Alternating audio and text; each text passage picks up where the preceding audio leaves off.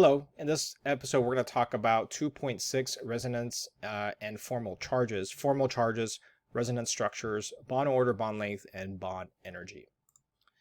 So let's talk about formal charge and what formal charge really is. In the last lesson, I was talking a little bit about these charges that are in polyatomic ions and how every atom brings in charges. In this case, the atoms in the molecule can be assembled differently when drawing that Lewis dot structure. And this is really calculated by formal charges. They're going to be used to identify what is the most stable structure. So a lot of these ions come in and they're not really stable just because of the charges kind of showing around. And when you sum up these formal charges, you're usually going to have a neutral molecule. So everything wants to be neutral. If I have CO2, if I have H2O, it wants to be neutral. If you sum up the formal charges in each atom, they're usually going to be equal to the charge of the polyatomic ion. So I have asked you to memorize a couple of polyatomic ions that we've done in the past, probably in regular chem. And what you're going to see is that these polyatomic ions are going to have a charge over it. So think, for example, like a carbonate. Think, for example, like a sulfate, which is a 2- charge. So the question is, how do they get these charges? Do they just make them up from scratch? No, it's because they actually have these things called formal charges.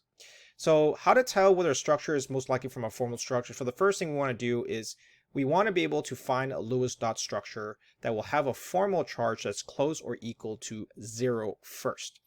If there are negative formal charges, they should always go on the more electronegative element of that structure. And that's how normally you're going to tell if these formal charges are going to play a role.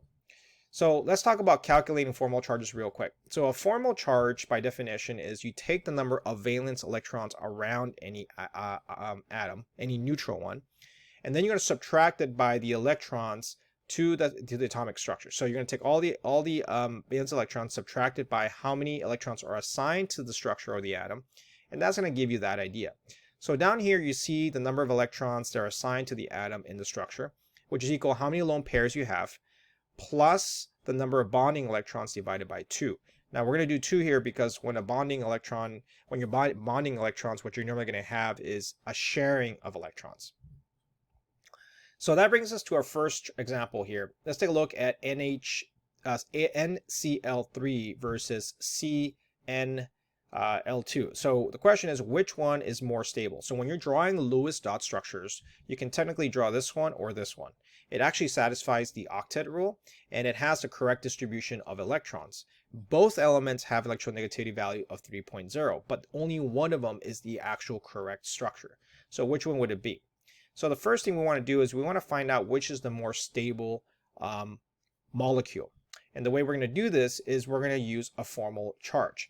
And the way we're going to do these formal charges is that we're going to take a look to see the first structure where chlorine's in the middle, nitrogen is on the sides, and then we have a nitrogen here. Normally, you would put the least electronegative element in the middle, but again, let's assume you don't know that fact. We're going to try to see if you can do this. So let's take a look how many valence electrons does nitrogen have. So nitrogen comes in with 5, because we know that from the periodic table. Chlorine has 7. Electrons assigned to nitrogen in this case are going to be 7. And the way we're going to get that is 2, 4, 6, 7 electrons here, because it's sharing one with chlorine. Chlorine has 7 electrons coming in, and it's going to have 7 also. 1, 2, 3, 4, 5, 6, 7. Now there's one chlorine here that's only going to have 5, and that's the one in the middle. 1, 2, 3, 4, 5. So there's 5 here that chlorine actually brings in.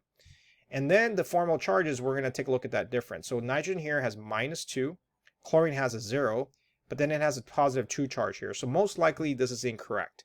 And the reason it's incorrect is because of the fact that these are not neutral. So a formal charge always wants things that are neutral.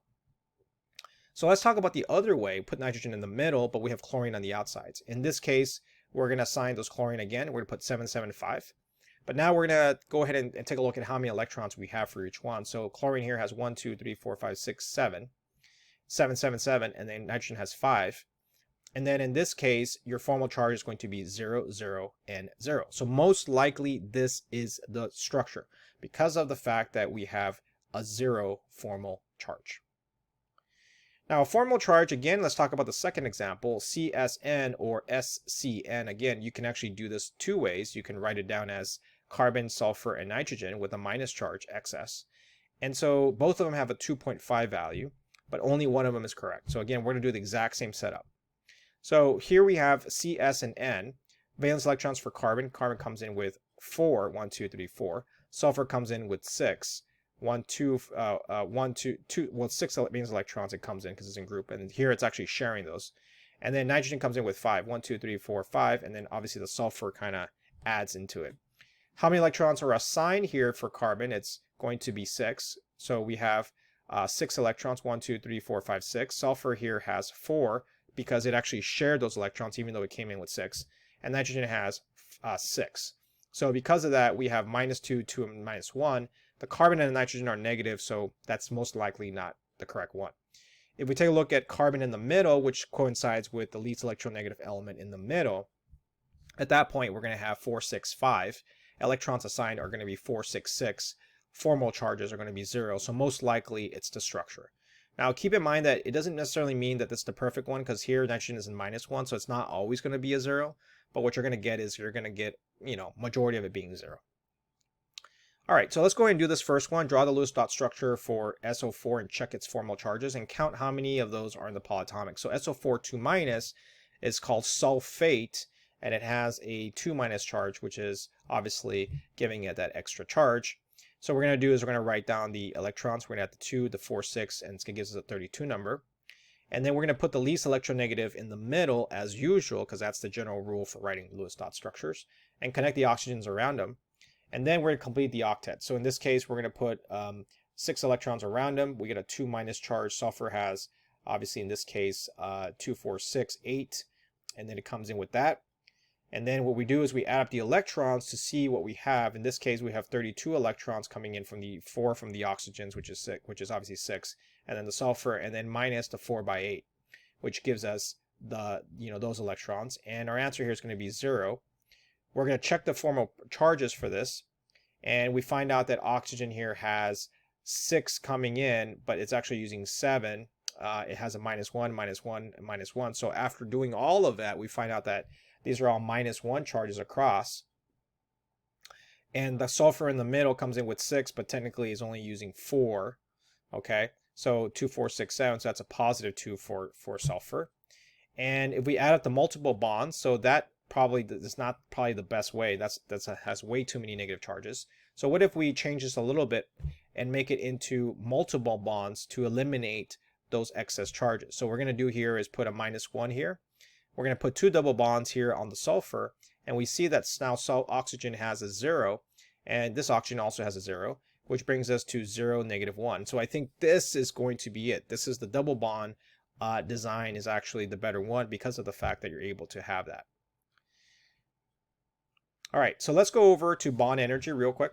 So bond energy is really what happens when these bonds combine together and they form and they share electrons. And so bond energy of a valence electron usually decreases as they approach the nucleus of another atom. So for example, these two atoms are very far apart, but when you try to bring them together, they actually have lower energy. They actually like being close together. That's called low potential energy. This has high potential energy. The best way to think of it as if you're on a cliff and you're about to fall off, you have high potential energy, but when you get close to the water or to the ground, you have low potential energy.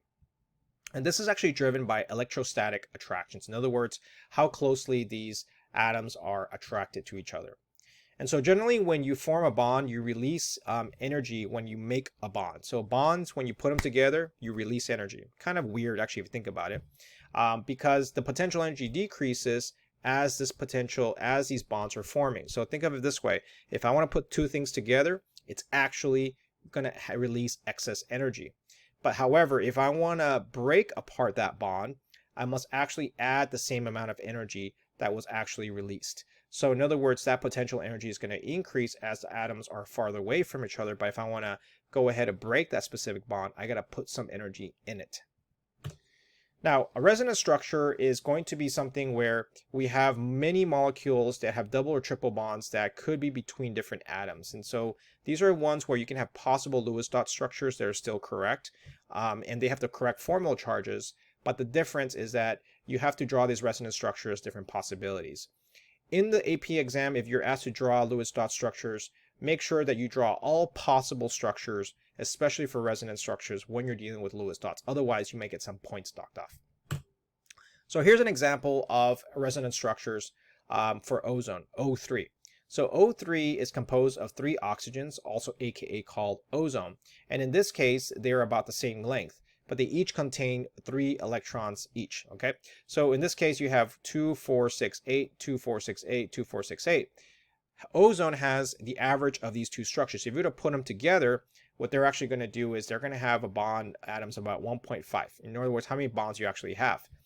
And the reason why you do that is because you can actually write down ozone as 2 ways. You can put the double bond here or the double bond here. Either way actually works out really nicely because of the fact that ozone has this same length system. So it's still correct either way, you just have to draw both of them.